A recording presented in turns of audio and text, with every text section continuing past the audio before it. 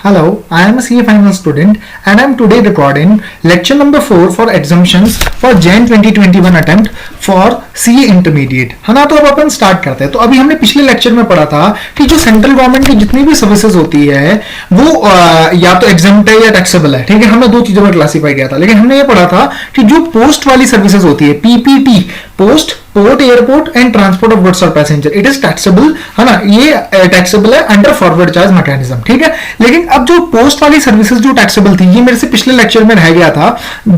जो पोस्ट वाली सर्विसेज जो टैक्सेबल थी वो थी सेल वाली। सेल मींस अगर मैं बताऊं speed post, agency services, life insurance and ई से एक्सप्रेस पार्सल पोस्ट वाली। मतलब सिर्फ पोस्ट की ये वाली जो सेल वाली सर्विसेज है, सिर्फ ये वाली टैक्सेबल है। इसका मतलब क्या हुआ, अगर कोई बेसिक मेल सर्विसेज है, मतलब जो स्पीड पोस्ट भी नहीं है, एजेंसी भी नहीं है, लाइफ इंश्योरेंस भी नहीं है, ई से एक्सप्रेस पार्सल पोस्ट भी नहीं है, तो इट इज नॉट टैक्सेबल। तो अगर जो बेसिक मेल सर्विसेज है वो एग्जम्प्ट है, वो एग्जम्प्ट है। ठीक है, अब ऐसी जैसे transfer of money through money orders, ऐसी सर्विसेज भी पोस्ट ऑफिस प्रोवाइड करता है, तो ये भी एग्जम्प्ट है। तो जो पोस्ट ऑफिस की जो सर्विसेज टैक्सेबल है वो कौन सी वाली सर्विसेज सिर्फ टैक्सेबल है, सेल वाली, है ना, speed post, agency, life insurance and express parcel post. ठीक है, अगर आप यहाँ पे देखो, मैं अपने चार्ट में बताता हूं, यहाँ पे देखो मैंने पोस्ट के अंदर क्या लिखा है, सेल लिखा है ना। अगर आप पिछली वीडियो को आप देखो तो सेल का मतलब क्या है, speed post, agency, life insurance and express parcel post, सिर्फ ये वाली सर्विसेज टैक्सेबल है। मतलब जो department of post other services देता है, it is not taxable under GST, है ना। अब मैंने आपको बताया था पीपीटी हमेशा टैक्सेबल है। देखो आप सारी जगह टैक्सेबल है। ठीक है, यहां से यहां तक, बस यहां पे क्या है, गवर्नमेंट को एग्जम्पशन है सिर्फ। अगर गवर्नमेंट या लोकल अथॉरिटी, गवर्नमेंट को देता है, लोकल अथॉरिटी नहीं है, यहाँ पे सिर्फ वो वाला एग्जम्प्ट है। बाकी देखो, अगर आप देखो PPT is always taxable under forward charge mechanism, ये हमने पढ़ा था। सिर्फ कहां पे माफ है, सिर्फ डिपार्टमेंट ऑफ पोस्ट की जो सेल वाली सर्विसेज है वो कहां पे माफ है, जब गवर्नमेंट या एलए गवर्नमेंट को देती है। ये हमने पिछले लेक्चर्स में पढ़ा था, तो ये पॉइंट स्किप हो गया था, इसलिए मैं यहां पे वापस बोल रहा हूं, है ना। अब अपन चलते हैं पुलिस वाली सर्विसेज। अगर मान लो पुलिस सर्विस, पुलिस देती है, जैसे मान लो मैच हो रहा है, तो मैच में जो पुलिस ने सर्विसेज दी किसी क्रिकेट एसोसिएशन को, तो it is taxable under reverse charge mechanism. मतलब मान लो मैच हो रहा है और जो पुलिस ने जो सर्विसेज दी है कर्नाटका क्रिकेट एसोसिएशन को दी है, तो it is taxable under reverse charge mechanism and the tax has to be paid on it, है ना। ये फंडा है। अब अपन चलते हैं अगली सर्विसेज की ओर। अब अगला पॉइंट आता है हमारा कंस्ट्रक्शन सर्विसेज, है ना। कंस्ट्रक्शन सर्विसेज में आपको क्या माइंड में रखना है कि अगर मैं सिर्फ प्योर लेबर कॉन्ट्रैक्ट, मतलब इसमें कुछ भी मटेरियल नहीं होना चाहिए। ठीक है, क्या होना चाहिए, प्योर लेबर। ठीक है, मतलब मैं क्या करूंगा, सिर्फ काम करूंगा, मैं कोई मटेरियल नहीं लाऊंगा। मटेरियल क्या होगा, क्लाइंट का ही होगा। ठीक है, pure labour contract relating to original work. Original work means पहली बार ये काम हो रहा है। ठीक है, तो पहली बार अगर घर बन रहा है, किस स्कीम के तहत, housing for all mission for प्रधानमंत्री योजना। मतलब अगर मैं काम करता हूं, कौन सा काम करता हूं, pure labour, very very important. अगर मटेरियल के साथ है तो फिर ये एग्जम्पशन में फॉल नहीं होगा। क्या फॉल हो रहा है, सिर्फ प्योर लेबर। तो आपको माइंड में रखना है pure labour work in relation to the original work under Pradhan Mantri Awas योजना। ठीक है, तो इट इज एग्जम्प्ट। तो क्या एग्जम्प्ट है, सिर्फ प्योर लेबर। अगर मान लो मुझे वर्क कॉन्ट्रैक्ट मिलता है, मतलब मुझे मटेरियल भी लगाना है और लेबर भी लगाना है, it is not exempt. What is exempt is pure labour contract. अब आपको माइंड में रखना है, तो pure labour contract relating to original work, मतलब पहली बार वो घर बनना चाहिए अंडर प्रधानमंत्री आवास योजना, इज एग्जम्प्ट फ्रॉम जीएसटी। अब अपन चलते हैं अगर इलेक्ट्रिसिटी डिस्ट्रीब्यूशन यूटिलिटी। अब हम आगे बढ़ेंगे। इलेक्ट्रिसिटी डिस्ट्रीब्यूशन यूटिलिटी अगर इलेक्ट्रिसिटी बेचती है तो वो एग्जम्प्ट है। ठीक है, लेकिन अब दूसरी चीज भी इलेक्ट्रिसिटी डिस्ट्रीब्यूशन यूटिलिटी की एग्जम्प्ट है, वो ये चीज है। क्या है, अगर इलेक्ट्रिसिटी डिस्ट्रीब्यूशन यूटिलिटी कोई ट्यूबवेल ऑफ द फार्मर, मतलब मैं मान लो मैं फार्मर हूं, मेरे ट्यूबवेल के आसपास क्या लगाती है, इलेक्ट्रिसिटी डिस्ट्रीब्यूशन नेटवर्क। ठीक है, मान लो मेरे ट्यूबवेल के मेरे उस ट्यूबवेल के पास बिजली पहुंचाने का काम करती है, तो बिजली पहुंचेगी कैसे, वहां पे डिस्ट्रीब्यूशन नेटवर्क लाती है, तो वो क्या दे रही है, मुझे सर्विसेज दे रही है। मैं कौन हूं, फार्मर, तो वो क्या दे रही है, इलेक्ट्रिसिटी डिस्ट्रीब्यूशन यूटिलिटी। अगर वो एक्सटेंड कर रही है इलेक्ट्रिसिटी, अगर वो क्या कर रहा है, इलेक्ट्रिसिटी डिस्ट्रीब्यूशन नेटवर्क लगा रहा है, कहां पे, ट्यूबवेल ऑफ द फार्मर के पास या फिर एग्रीकल्चरिस्ट के पास, for agriculture use, very very important. Electricity distribution utility किसी फार्मर या फिर कोई भी फार्मर हो उसके एग्रीकल्चर यूज के लिए ट्यूबवेल के पास में एक इलेक्ट्रिसिटी डिस्ट्रीब्यूशन नेटवर्क ला रहा है, मतलब वहां पे ट्यूबवेल तक बिजली पहुंचा रहा है। तो बिजली पहुंचाएगा कैसे, थ्रू इलेक्ट्रिसिटी डिस्ट्रीब्यूशन नेटवर्क। तो it will be exempt from GST. तो इसमें क्या करेगा, वो डिस्ट्रीब्यूशन नेटवर्क कंस्ट्रक्ट कर रहा है, तो it is exempt from GST, है ना। अब अपन चलते हैं pure labour contract original work होना चाहिए in relation to the single residential unit otherwise than as a part of a residential complex. मैं समझाता हूं आपको। मतलब मान लो मैं अपना घर बनाना चाह रहा हूं, माई फर्स्ट होम। तो अगर मान लो मैं किसी बंदे को कॉन्ट्रैक्टर को एंगेज करता हूं, मैं किसी कॉन्ट्रैक्टर को एंगेज करता हूं और उसे बोलता हूं सिर्फ प्योर लेबर सर्विसेज दो, मुझे कौन सी सर्विस दे दो? सिर्फ प्योर लेबर सर्विसेज दो, तो it will be exempt from GST. तो अगर मान लो मैं अपना पहला घर बनाना जा रहा हूं तो सिंगल रेजिडेंशियल यूनिट होनी चाहिए otherwise than as a part of a residential complex. मतलब बड़ी सी सोसाइटी नहीं होनी चाहिए, सिर्फ एक घर होना चाहिए। तो अगर कोई बंदा मुझे सर्विसेज देता है, कौन सी services? Pure labour services, original work होना चाहिए in relation to residential unit otherwise than as a part of a residential complex, है ना। ये अपना पॉइंट क्लियर हो जाता है। तो अभी हमने क्या पढ़ा? सबसे पहला पॉइंट हमने पढ़ा था pure labour contract, original work, Pradhan Mantri Awas Yojana. तीसरा हमने पॉइंट पढ़ा pure labour work, original work होना चाहिए relating to single residential unit. मतलब मैं अपना पहला होम बनाने जा रहा हूं तो उसके लिए जो भी मैं प्योर लेबर सर्विसेज लेता हूं तो it will be exempt from GST, है ना। अब अपन चलते हैं, देखो अब हमने पहले आरसीएम वाले चैप्टर में क्या पढ़ा था? TDR FSI long term lease. अभी देखो मैं ये वाला पॉइंट पढ़ा रहा हूं, ठीक है। TDR FSI long term lease के दोनों अमाउंट, कौन कौन से अमाउंट? एक होता है अपफ्रंट अमाउंट, एक होता है पीरियोडिकल अमाउंट, ठीक है। तो ये क्या होते हैं? ये आरसीएम में टैक्सेबल होते हैं and promoter will be the person liable to pay GST on it. मतलब TDR FSI upfront amount of long term lease as well as periodical payment of long term lease, है ना। तो इस पे जो चारों चीजों पे जो आरसीएम पे प्रमोटर टैक्स पे होता है। लेकिन इनमें से तीन चीज कौन कौन सी? टीडीआर एफएसआई और लॉन्ग टर्म लीज का अपफ्रंट अमाउंट सिर्फ, ठीक है, पीरियोडिकल पेमेंट नहीं। अगर मान लो ये तीन चीज मैं किसी रेजिडेंशियल यूनिट के रेस्पेक्ट में देता हूं, किसके रेस्पेक्ट में? रेजिडेंशियल यूनिट के रेस्पेक्ट में, और वो रेजिडेंशियल यूनिट बिफोर कंप्लीशन या फिर first occupation which ever is earlier बिक जाती है। इसका मतलब क्या हुआ? मैं रेजिडेंशियल यूनिट से रिलेटेड ये सर्विसेज दे रहा हूं और वो residential unit before completion certificate या फर्स्ट ऑक्यूपेशन बिक जाती है। इसका मतलब उसके ऊपर जीएसटी पे होता है। तभी तो फर्स्ट ऑक्यूपेशन और completion certificate which ever is earlier बोला है, क्योंकि उस वाले के ऊपर पैरा 5B ऑफ शेड्यूल 2 के हिसाब से जीएसटी इज पेबल, है ना। तो उस मतलब इसका मतलब अगर मैं सिंपल शब्दों में बोलूं तो अगर मैं टीडीआर एफएसआई और लॉन्ग टर्म लीज का सिर्फ अपफ्रंट अमाउंट किसी रेजिडेंशियल यूनिट के लिए देता हूं और वो रेजिडेंशियल यूनिट पे टैक्स पे होता है। टैक्स पे तब होगा जब वो बिफोर कंप्लीशन सर्टिफिकेट या फिर फर्स्ट ऑक्यूपेशन बिक जाती है। तो अगर उसके ऊपर टैक्स पे होता है तो it will not be taxable under RCM. मतलब TDR FSI long term lease का upfront amount will be exempt from GST, है ना। तो ये आपको पूरा समझ आ गया होगा। अब आप इसमें ना ये वाला पॉइंट हमेशा माइंड में रखना, इलेक्ट्रिसिटी डिस्ट्रीब्यूशन यूटिलिटी वाला। अगर वो ट्यूबवेल के पास किसी फार्मर के लिए अगर वो नेटवर्क लगाती है तो it will be exempt from GST. ये हमारा टॉपिक यहां पे कंप्लीट हो जाता है। अब अपन चलते हैं ट्रांसपोर्टेशन ऑफ पैसेंजर्स, ठीक है। तो अगर आपको देखो मैं बताता हूं ट्रांसपोर्टेशन ऑफ पैसेंजर्स में मैं आपको बहुत सिंपल तरीके से याद कराऊंगा। कैसे याद कराऊंगा? देखो मैं बताता हूं। अगर मान लो ट्रांसपोर्ट ऑफ पैसेंजर्स होता है बाई एयर, ठीक है, अगर थ्रू एयर होता है और वो जो एयर स्टार्ट हो रही है, मतलब जो क्या बोलते हैं, ये जो एयरलाइन जो शुरू हो रही है, एम्बार्किंग फ्रॉम मतलब स्टार्टिंग फ्रॉम और टर्मिनेटिंग, या तो शुरू हो रही है वहां से एयरलाइन या खत्म हो रही है। मतलब जो आपकी क्या बोलते हैं एरोप्लेन है वो या तो शुरू हो रही है वहां से या खत्म हो रही है। मतलब या तो वहां से चल रही है या वहां पे रुक रही है। कहां पे? इन स्टेशन पे। कौन कौन से? इन्हें कैसे याद रखोगे? सतनाम डोगरा, सतनाम बाट डोगरा। कैसे याद करोगे? सतनाम बाट डोगरा। कैसे? एस से सिक्किम, ठीक है, ए से अरुणाचल प्रदेश, है ना, टी से त्रिपुरा, ठीक है, एन से नागालैंड, ए से आसाम, एम से मणिपुर, मिजोरम, मेघालय, ठीक है। तो ये हमारे क्या हो गया? सतनाम। मतलब सतनाम means north eastern states and Bagdogra in West Bengal. मतलब अगर ये देखो सतनाम 1 2 3 4 5 6 7 8 स्टेट नॉर्थ ईस्टर्न स्टेट, सतनाम बागडोगरा। अगर इन यहां से या तो एरोप्लेन चलती है या यहां पे खत्म होती है तो it will not be chargeable to GST. तो मैं अगर बोलूं एयर में वैसे तो हमेशा टैक्स लगता है लेकिन एक केस में नहीं लगता, वो है सतनाम बाट डोगरा। या तो यहां पे चलती है या फिर रुकती है, ठीक है, तो स्टार्टिंग फ्रॉम और टर्मिनेटिंग। अब ऐसे ही एयरवे का दूसरा पॉइंट है। अगर मैं दूसरे पॉइंट की बताऊं तो ट्रांसपोर्टेशन ऑफ पैसेंजर्स, है ना, from air, from embarking from और टर्मिनेटिंग, या तो शुरू हो रही है या खत्म हो रही है, कहां पे, एट रीजनल कनेक्टिविटी स्कीम।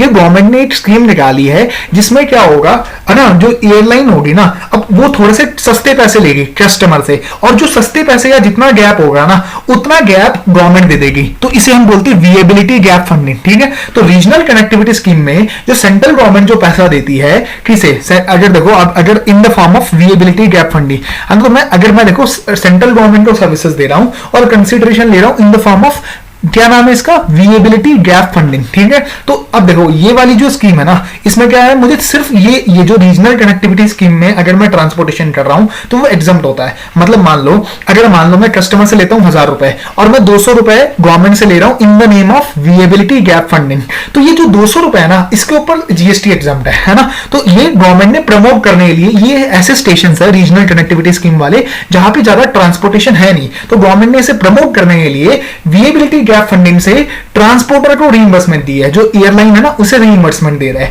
तो उसके ऊपर टैक्स नहीं लगेगा। लेकिन ये तब तक नहीं लगेगा, सिर्फ 3 साल तक नहीं लगेगा from the date of commencement of operations. Very very important, मतलब अगर क्वेश्चन में अगर आपको 3 साल के बाद की डेट दे रखी हो तो जीएसटी विल बी लेविड। मतलब रीजनल कनेक्टिविटी स्कीम में जो एयरपोर्ट्स नोटिफाइड है वहां पे सिर्फ 3 साल तक टैक्स नहीं लगेगा, ठीक है, उसके बाद टैक्स लगेगा। तो अगर मैं सिंपल शब्दों में अगर आपको समझाना चाहूं तो एयर में सिर्फ दो केसेस में सिर्फ एग्जम्प्ट हो सकता है। वो है, पहला केस है सतनाम बागडोगरा और दूसरा है आरसीएस, ठीक है। आरसीएस में भी 3 साल तक, ठीक है। अगर अदर्स है तो इट इज ऑलवेज टैक्सेबल, ठीक है। अब ऐसे ही अपन चलते हैं, अब दूसरी एंट्री और चलते हैं, ठीक है। ये हो गया अपना पॉइंट, है ना। अब अपन चलते हैं non AC contract carriage. Contract carriage क्या होता है, मतलब मान लो मैं किसी बंदे के साथ कॉन्ट्रैक्ट करता हूं कि मुझे वहां पे घुमाने लेके जा, तो नॉन एसी कॉन्ट्रैक्ट कैरियज है तो उसके ऊपर कभी भी टैक्स नहीं लगेगा, लेकिन वो अदर देन रेडियो टैक्सी होनी चाहिए। इसका मतलब क्या हुआ, रेडियो टैक्सी पे हमेशा टैक्स लगेगा, ठीक है। तो रेडियो टैक्सी पे हमेशा टैक्स लगेगा। Non AC contract carriage, contract carriage क्या होता है, बस में क्या होता है, बस को हम बोलते हैं स्टेज कैरियज, मतलब वो हर स्टेज पे रुकेगी, ठीक है। कॉन्ट्रैक्ट कैरियज मतलब मैंने आपसे कॉन्ट्रैक्ट किया कि मुझे यहां से शिमला जाना है, ठीक है, तो शिमला जाने का जो कॉन्ट्रैक्ट है तो वो कॉन्ट्रैक्ट कैरियज, ठीक है, मतलब अदर देन रेडियो टैक्सी। लेकिन जो ये ओला उबर होती है इन्हें नहीं, इन पे हमेशा टैक्स पे होता है, ठीक है। और आपने सेक्शन 9 सबसेक्शन 5 में पढ़ा था कि ECO is the person liable to pay tax, मतलब Ola and Uber is the person liable to pay tax under section 9(5), ठीक है। तो इसका मतलब क्या हुआ, अगर मैं आपको समझाना चाहूं तो नॉन एसी कॉन्ट्रैक्ट कैरियज होना चाहिए other than radio taxi and other than tourism. मतलब अगर मान लो मैं किसी बंदे के साथ कॉन्ट्रैक्ट करता हूं और उसकी बस नॉन एसी है, बस नहीं, मान लो कोई भी टैक्सी है वो नॉन एसी है और वो रेडियो टैक्सी नहीं है, ठीक है, क्योंकि रेडियो टैक्सी पे तो हमेशा टैक्स लगता है, ठीक है। नॉन एसी कॉन्ट्रैक्ट कैरियज है, ठीक है। तो अब मान लो लेकिन उसके ऊपर टैक्स लग जाएगा अगर वो टूरिज्म के लिए है। तो अगर मैं सिंपल शब्दों में बोलूं तो नॉन एसी कॉन्ट्रैक्ट कैरियज पे तभी टैक्स नहीं लगेगा अगर वो अदर देन फॉर टूरिज्म है। तो अगर मैं इसे सिंपल शब्दों में समझाना चाहूं तो आप यहाँ पे आओ, ठीक है। अगर आप देखो यहाँ पे, अब देखो रोड ट्रांसपोर्ट है, रोड में देखो अगर आप देखो नॉन एसी, ठीक है, नॉन एसी अगर देखो आप तो ये कॉन्ट्रैक्ट कैरियज में रेडियो टैक्सी तो हमेशा टैक्सेबल लगेगा। अदर्स के ऊपर देखो अगर एसी है तो टैक्सेबल लगेगा, अगर नॉन एसी है तो अगर टूरिज्म के लिए तो टैक्सेबल है, अदर्स के लिए तो एग्जम्प्ट है। मतलब अगर मैं सिंपल बोलूं तो एग्जम्प्ट तभी होगा, कॉन्ट्रैक्ट कैरियज तभी एग्जम्प्ट होगा जब ये फॉर अदर देन टूरिज्म है and it's a non AC plus ये फॉर अदर देन टूरिज्म होनी चाहिए। तो non AC contract carriage will be exempt only if it is for other than tourism, ठीक है। तो कॉन्ट्रैक्ट कैरियज भी हमारा खत्म हो जाता है। यही से अपन स्टेज कैरियज भी समझ लेते हैं। स्टेज कैरियज क्या होता है, जैसे बस वो हर स्टेज पे रुकेगी, हर स्टेशन पे रुकेगी, तो अगर वो एसी बस है तो टैक्सेबल है, अदर नॉन एसी है तो एग्जम्प्ट है। अब कॉन्ट्रैक्ट कैरियज में क्या था, नॉन एसी के साथ साथ वो अदर देन टूरिज्म भी होना चाहिए था, और रेडियो टैक्सी तो हमेशा टैक्सेबल है, चाहे वो एसी हो या चाहे नॉन एसी हो, उससे कोई फर्क नहीं पड़ता, ठीक है। तो radio taxi is always taxable, ठीक है। तो रेडियो टैक्सी कौन सी होती है, जो जीपीएस से चलती है, ठीक है, तो ग्लोबल पोजिशनिंग सिस्टम से चलती है, ठीक है। ये आपको पॉइंट समझ आ गया होगा। अब अपन चलते हैं, स्टेज कैरियज भी पॉइंट हो गया, नॉन एसी भी हो गया, आरसीएस वाला पॉइंट भी अपना कवर हो गया। अब मैं आपको चलता हूं रेलवे की तरफ, ठीक है। तो रेलवे में सारा ट्रांसपोर्टेशन एग्जम्प्ट है अदर देन फर्स्ट क्लास और एसी। तो अगर आप समझना चाहो तो रेलवे में क्या सीन है कि नॉन एसी में जो सिर्फ फर्स्ट क्लास है वो टैक्सेबल है, अदर इज एग्जम्प्ट, ठीक है। अब जैसे बॉम्बे वगैरह में फर्स्ट क्लास होता है, ठीक है, तो वो टैक्सेबल होता है, अदर्स एग्जम्प्ट होता है, ठीक है, और एसी हमेशा टैक्सेबल होता है। तो रेलवे का भी फंडा क्लियर हो गया। अब अपन को रोड का भी फंडा क्लियर हो गया कि भाई स्टेज कैरियज और कॉन्ट्रैक्ट कैरियज में, है ना, ये अपना फंडा क्लियर हो जाता है। अब देखो मेट्रो, मोनोरेल और ट्रामवे, मतलब आप रेलवे में इसे कवर कर सकते हो। जैसे दिल्ली में मेट्रो चलती है तो वो एग्जम्प्ट है, उसके ऊपर जीएसटी नहीं लगता, मेट्रो, मोनोरेल एंड ट्रामवे। अब अपन चलते हैं वाटर, ठीक है, inland waterways is always exempt. तो अगर आप देखो वाटर में inland waterways is always exempt, ठीक है। अगर आप देखो पब्लिक ट्रांसपोर्ट के लिए कोई भी वेसल चलती है between places located in India, मतलब मैं इसे बोल सकता हूं कोस्टल ट्रांसपोर्टेशन, ठीक है, एक ही मतलब एक ही जगह से दूसरी जगह, मतलब एक भारत में ही रह रही है वो वेसल, ठीक है। तो अदर देन फॉर टूरिज्म, तो अदर देन फॉर टूरिज्म है, तो अगर मैं देखूं तो coastal other than tourism it is exempt, अगर फॉर टूरिज्म है तो इट्स टैक्सेबल, ठीक है। और अगर कोई अदर आउटसाइड इंडिया चलती है, मतलब ओवरसीज ट्रांसपोर्टेशन है, तो इट इज टैक्सेबल, ठीक है। तो फंडा क्या हुआ, अगर कोस्टल ट्रांसपोर्टेशन है या फिर इनलैंड ट्रांसपोर्टेशन है तो एग्जम्प्ट है, लेकिन कोस्टल तभी एग्जम्प्ट है जब वो अदर देन टूरिज्म होना चाहिए, है ना, अदर देन टूरिज्म होना चाहिए। अब देखो मैंने आपको बताया मीटर्ड कैब क्या होता है। मीटर्ड कैब आपने देखा होगा दिल्ली में, जैसे ऑटो रिक्शा होते हैं ना, तो उसमें क्या होता है, मीटर लगा होता है, ठीक है। तो बस वही है, वही फंडा है, बस इसमें क्या होता है, ये रेडियो टैक्सी नहीं होती, ठीक है। तो मीटर कैब तो माफ है, लेकिन रेडियो टैक्सी इज टैक्सेबल। तो अगर आपको थोड़ा सा फर्क समझना है कि मीटर्ड कैब तो एग्जम्प्ट होती है, ठीक है, लेकिन रेडियो टैक्सी के ऊपर टैक्स लगता है। तो देखो अगर कोई जो मीटर कैब होती है ना, देखो मैं आपको दिखाता हूँ, एक ऑटो रिक्शा की तरह होती है, ठीक है, उसमें क्या होता है, ऑटो रिक्शा में एक मीटर लगा होता है, ठीक है, तो वो तो एग्जम्प्ट होती है। लेकिन अगर वही रेडियो टैक्सी है तो इट इज टैक्सेबल, है ना। And ECU is the person liable to pay tax, है ना, under section 9 subsection 5 of the CGST act, है ना। और ऑटो रिक्शा भी माफ है, इंक्लूडिंग ई रिक्शास। तो ये सारी चीजें हमने पढ़ ली है। तो अब अपना ये आप बस ये पॉइंट्स माइंड में रखना, आपका ये क्वेश्चन आराम से हो जाएगा। तो पेपर में अच्छा क्वेश्चन बन सकता है इसके ऊपर, टी ट्रांसपोर्टेशन ऑफ पैसेंजर्स के ऊपर। अब अपन चलते हैं ट्रांसपोर्टेशन ऑफ गुड्स के ऊपर, है ना। अब देखो ये एग्जांपल दे रखा है, ये आप खुद रीड कर लेना, मैंने आपके लिए मार्किंग कर दी है। अब आप देखो गुड्स ट्रांसपोर्टेशन, ठीक है। तो गुड्स ट्रांसपोर्टेशन में सबसे पहले आपको क्या समझना है, आपको ये समझना है transportation by road is always exempt other than for GTA and other than for courier. तो मतलब अगर मैं ट्रांसपोर्टेशन बाय रोड करता हूं ऑफ गुड्स, ठीक है, तो वो हमेशा एग्जम्प्ट है, लेकिन सिर्फ दो केस में एग्जम्प्ट नहीं है, जब या तो जो ट्रांसपोर्ट हो रहा है वो या तो थ्रू जीटीए हो रहा है या फिर थ्रू कोरियर एजेंसी हो रहा है। और जीटीए क्या होता है, जीटीए वही होता है जो कंसाइनमेंट नोट इशू करता है, जिसे हम अपनी लोकल लैंग्वेज में बिल्टी बोलते हैं। तो बिल्टी में क्या क्या लिखा होता है, ये सामान है, इतना इतना किलो है, इतना वजन है इसका, तो बिल्टी। अगर जो जीटीए बिल्टी इशू करता है सिर्फ उसी के ऊपर टैक्स लगता है। तो अगर मैं आपको बोलूं, अगर आप देखो transportation of goods by road में क्या होता है, रोड में सिर्फ कोरियर और जीटीए टैक्सेबल है, अदर्स इज एग्जम्प्ट। मतलब अगर रोड में आप देखो तो रोड में अगर आप बाई रोड ट्रांसपोर्टेशन करते हो और through GTA and courier agency is exempt, other than through GTA and other than through courier is it is exempt. मतलब अगर मैं मान लो मैं गाड़ी वो क्या बोलते हैं, अगर मैं मान लो गाय को चला रहा हूं, ठीक है, गाय पे मैंने बल्लक, है ना, तो वो बांध के चला रहा हूं, तो it is exempt from GST because transportation by road except for the GTA and courier agency is exempt, है ना।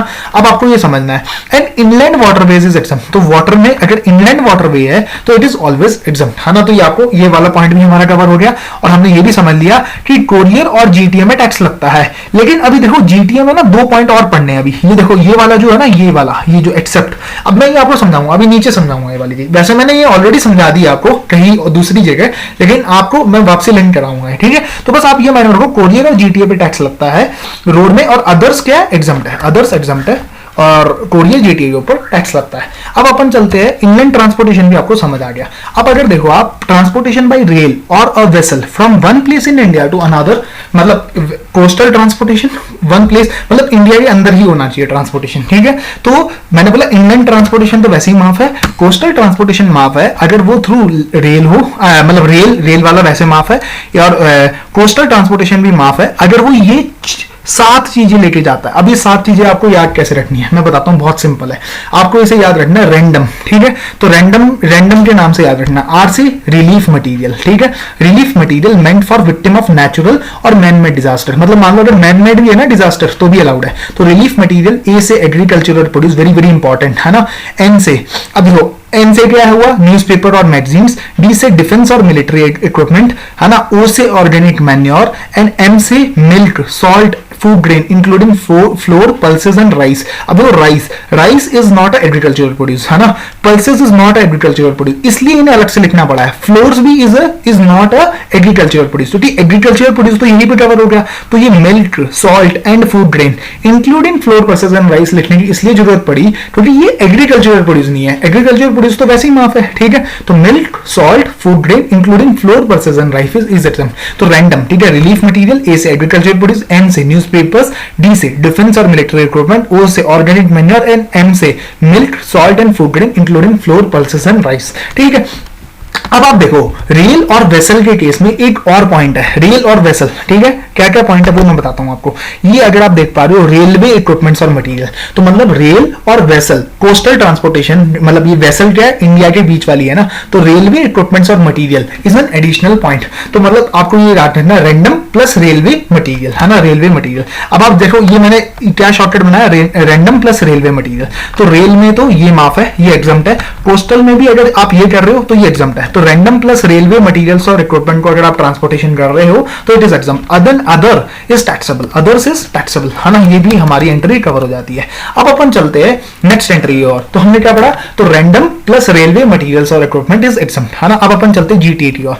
जीटीए में क्या है, जीटीए में भी यही फंडा है. जीटीए में क्या फंडा है कि जो रैंडम पढ़ा ना, सिर्फ इसमें रैंडम है प्लस रेलवे नहीं है. अगर आप इसमें देखो कहीं पर भी रेलवे इक्विपमेंट्स नहीं लिखा, तो मतलब अगर जीटीए में आप क्या ट्रांसफर करते हो, रैंडम. तो एंड इसमें सबसे इंपॉर्टेंट क्या है, milk, salt including floor, pulses and rice. Very very important point है क्योंकि floor, pulses and rice is not an agriculture produce और इसे स्पेशली कवर किया गया है. तो रैंडम, ठीक है, रैंडम है. यहाँ पे रेलवे मटेरियल्स और इक्विपमेंट नहीं है, इसलिए जीटीए और ट्रांसपोर्टेशन बाय रेल और वेसल में फर्क है. अगर आप देखो तो इसमें ये वाला पॉइंट कवर नहीं है नीचे वाले में, ठीक है. तो जीटीए में सिर्फ रैंडम है शॉर्टकट, ठीक है. तो रैंडम, ठीक है. और जीटीए में ये दो एडिशनल एंट्री है, वो मैं बताता हूं आपको क्या है. अगर मान लो आप 8 जीटीए का ट्रांसपोर्टेशन कर रहे हो और जीटीए का जो भाड़ा है वो 1500 रुपए से कम है, इट डज नॉट एक्सीड रुपी 1500, मतलब 1500 रुपए या 1500 से कम है, तो उसके ऊपर जीएसटी नहीं लग सकता.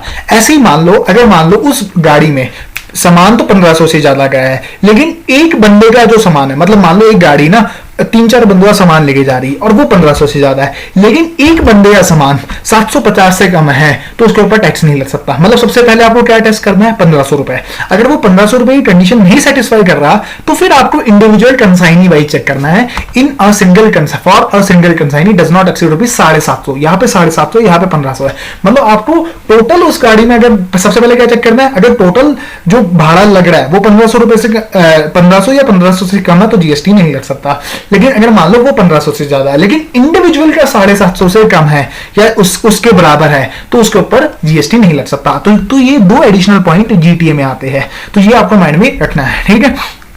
तो एक तो जीटीए में रैंडम वाला पॉइंट आया, एक ये वाला पॉइंट आया. और मैंने एक आपको ऑलरेडी समझा दिया था जब हम आरसीएम की एंट्री पढ़ रहे थे, तो उसमें मैंने आपको समझाया था कि जीटीए अगर अनरजिस्टर्ड बंदे को including unregistered casual taxable person को देता है, अगर जीटीए सर्विसेज देता है, तो वो अदर देन बीपीसीएसएफ है, ठीक है. बीपीसीएसएफ है, बीपी में बॉडी कॉर्पोरेट पार्टनरशिप फर्म, सी से कोऑपरेटिव सोसाइटी, एस से सोसाइटी एंड एफ से फैक्ट्री. तो अदर देन बीपीसीएसएफ है and casual taxable person registered under this act. मतलब अनरजिस्टर्ड भी अगर आप देते हो, चाहे जो मर्जी हो, अनरजिस्टर्ड पर्सन हो, चाहे वो अनरजिस्टर्ड कैजुअल टैक्सेबल पर्सन हो या नॉर्मल अनरजिस्टर्ड पर्सन हो, तो जीटीए अगर अनरजिस्टर्ड पर्सन को देता है, लेकिन अनरजिस्टर्ड में कौन कौन नहीं होने चाहिए, बीपीसीएसएफ नहीं होनी चाहिए. तो अगर मैं आपको बोलूं जीटीए अगर कोई भी अनरजिस्टर्ड पर्सन को देता है अदर देन, अब देखो अनरजिस्टर्ड पर्सन कौन कौन से नहीं हो सकते, अदर देन मतलब अनरजिस्टर्ड पर्सन माइनस कर दो. मतलब अगर मैं आपको सिंपल बोलूं, अगर मैं आपको यहां पे समझाना चाहूं, जीटीए अगर सर्विसेज देता है अनरजिस्टर्ड पर्सन को, लेकिन इस अनरजिस्टर्ड पर्सन में से आप क्या माइनस कर दो,